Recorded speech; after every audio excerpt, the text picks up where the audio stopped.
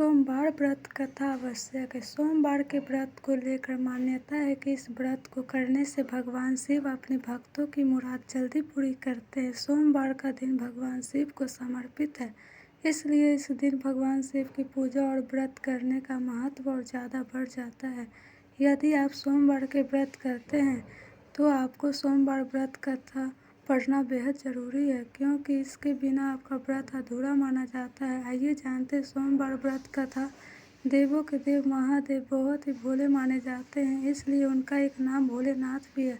पौराणिक मान्यता अनुसार भगवान शंकर को प्रसन्न करने के लिए किसी भी तरह के खास विशेष पूजन की आवश्यकता नहीं होती, क्योंकि कहा जाता है कि वह तो भोले हैं और भक्त के मन से की गई क्षणिक मात्र की भक्ति से ही वह प्रसन्न हो जाते हैं। अगर आप भी शिव की भक्ति और कृपा पाने के लिए सावन के सोमवार का व्रत करते हैं तो इस कथा से भोलेनाथ को प्रसन्न कर सकते हैं। एक बार किसी एक नगर में एक साहूकार था। उसके घर में धन की कोई कमी नहीं थी, लेकिन कोई संतान न होने के कारण वह बहुत दुखी था।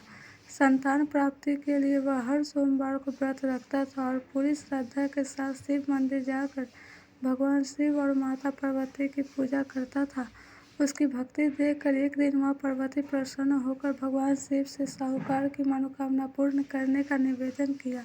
पार्वती जी के आग्रह पर भगवान शिव ने कहा कि हे पार्वती, इस संसार में हर प्राणी को उसके कर्मों का फल मिलता है और जिसके भाग्य में जो हो उसे भोगना ही पड़ता है।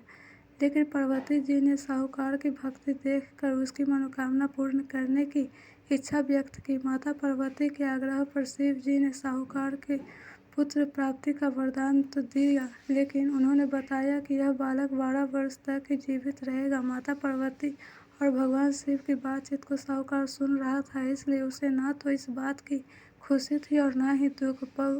वह पहले की भांति शिव जी की पूजा करता रहा। कुछ समय के बाद साहूकार की पत्नी ने एक पुत्र को जन्म दिया। जब वह बालक 11 वर्ष का हुआ तो उसे पढ़ने के लिए काशी भेज दिया गया। साहूकार ने पुत्र के मामा को बुलाकर उसे बहुत सारा धन देते हुए कहा कि तुम इस बालक को काशी विद्या प्राप्ति के लिए ले जाओ। तुम लोग रास्ते में यज्ञ कराते जाना और ब्राह्मणों को भोजन दक्षिणा देते हुए जाना। दोनों मामा भांजे इसी तरह यज्ञ कराते और ब्राह्मणों को दान दक्षिणा देते काशी नगरी निकल पड़े।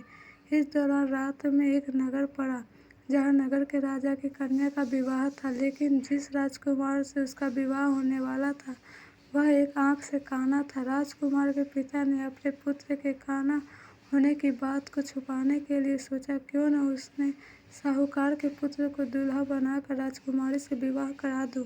विवाह के बाद इसको धन देकर विदा कर दूंगा और राजकुमारी को अपने नगर ले जाऊंगा। लड़के को दूल्हे के वस्त्र पहनाकर राजकुमारी से विवाह करा दिया गया। साहूकार का पुत्र ईमानदार था, उसे यह बात सही नहीं लगी, इसलिए उसने अवसर पाकर राजकुमारी के दुपट्टे पर लिखा कि तुम्हारा विवाह तो मेरे साथ हुआ है, लेकिन जिस राजकुमार के संग तुम्हें भेजा जाएगा वह एक आंख से काना है। मैं तो काशी पढ़ने जा रहा हूँ। जब राजकुमारी ने चुन्नी पर लिखी बातें पढ़ी तो उसने अपने माता पिता को यह बात बताई। राजा ने अपनी पुत्री को विदा नहीं किया, फिर बारात वापस चली गई। दूसरी ओर साहूकार का लड़का और उसका मामा काशी पहुँचे और वहाँ जाकर उन्होंने यज्ञ किया। जिस दिन लड़का 12 साल का हुआ उस दिन भी यज्ञ का आयोजन था। लड़के ने अपने मामा से कहा कि मेरी तबीयत कुछ ठीक नहीं है। मामा ने कहा कि तुम अंदर जाकर आराम कर लो। शिव जी के वरदानुसार कुछ ही देर में उस बालक के प्राण निकल गए। मृत भांजे को देख उसके मामा ने विलाप करना शुरू किया। संयोगवश उसी समय शिव जी और माता पार्वती उधर से जा रहे थे। पार्वती माता ने भोलेनाथ से कहा, स्वामी, मुझे इसके रोने के स्वर सहन नहीं हो रहा, आप इस व्यक्ति के कष्ट को अवश्य दूर करें। जब शिव जी मृत बालक के समीप गए तो वह बोले कि यह उसी साहूकार का पुत्र है जिसे मैंने 12 वर्ष की आयु का वरदान में दिया था।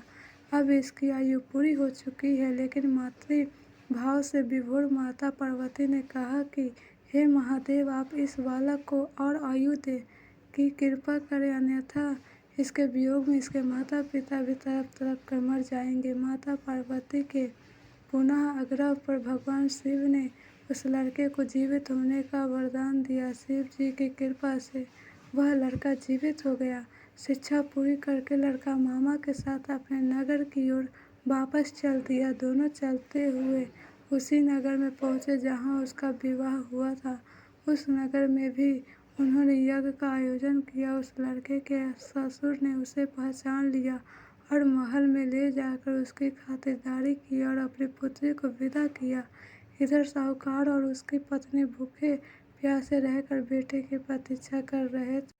उन्होंने प्रण कर रखा था कि यदि उन्हें अपने बेटे की मृत्यु का समाचार मिला तो वह भी प्राण त्याग देंगे, परंतु अपने बेटे के जीवित होने का समाचार पाकर वह बेहद प्रसन्न हुए।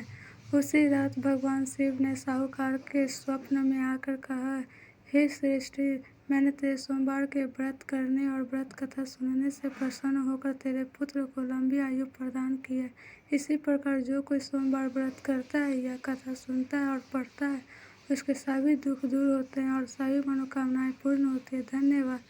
अगर आपको यह वीडियो अच्छी लगी तो वीडियो को लाइक, सब्सक्राइब, फॉलो कर दीजिए और बेल आइकन को क्लिक कर दीजिए ताकि सबसे पहले नोटिफिकेशन आपके मोबाइल पर पहुंचे। और यह कहानी है भगवान शिव जी और माता पार्वती जी की। अगर आप सोमवारी व्रत करते हैं तो कथा को ज़रूर सुनिए।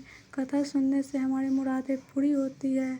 तो वीडियो को लाइक कर दीजिए। तो मिलते हैं नेक्स्ट वीडियो में और कमेंट बताइए आपको कैसी कहानी सुननी पसंद है। तब तक के लिए बाय बाय।